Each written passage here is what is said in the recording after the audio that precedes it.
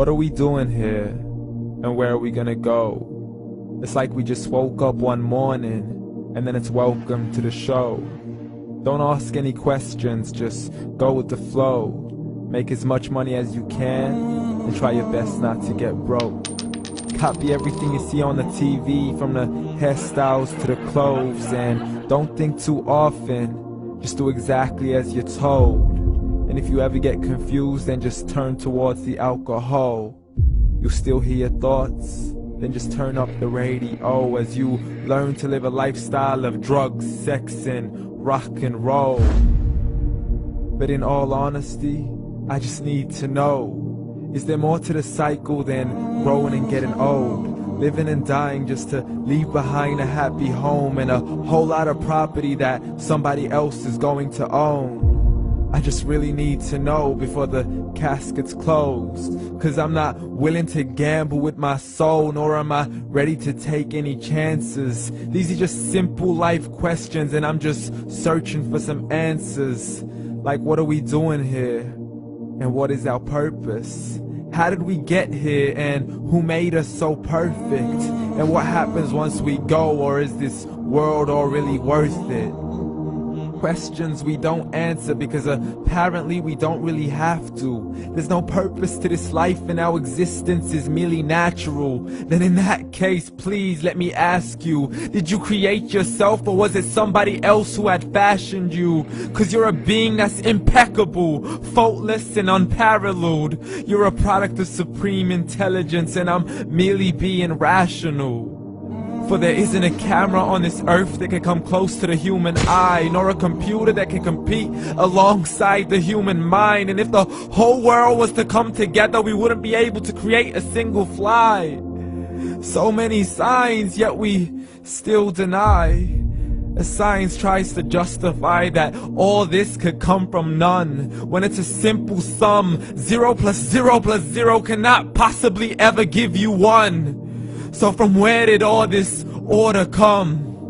For everything has its origins, a maker, a creator of its own. I mean, the only reason you're watching this video is because somebody had to press upload. So we can believe in the Big Bang, but I'd rather believe in He who caused it to explode.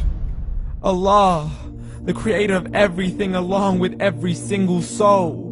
The ever-living, the master, the only one who is in control. Unlike his creation, beyond our imagination. And no, he's not a man, nor does he have any partners in association. He's on his own. And no, he did not ever leave us alone. Just like every manufacturer, he left us with an instruction manual. The Quran and Islam, and I'm sorry to jump to conclusions, but it's the only one possible. The only definition of God is the one and only supreme being. It's logical, a book with 0 contradictions, with miracles that are both scientific and historical, all revealed over 1400 years ago. Like the detailed description of the human embryo. The descriptions of the human embryo in the Quran cannot be based on scientific knowledge in the 7th century. To the mountains as pegs holding firm the earth below, and the 2 seas that don't mix in a complete separate flow. To the planets in orbit, alternating night and day as they stay in flow. The expansion of the universe and the creation of everything from H2O. To the stories of the past and the preservation of Pharaoh. To identifying the lowest point in the land where Persia defeated Rome.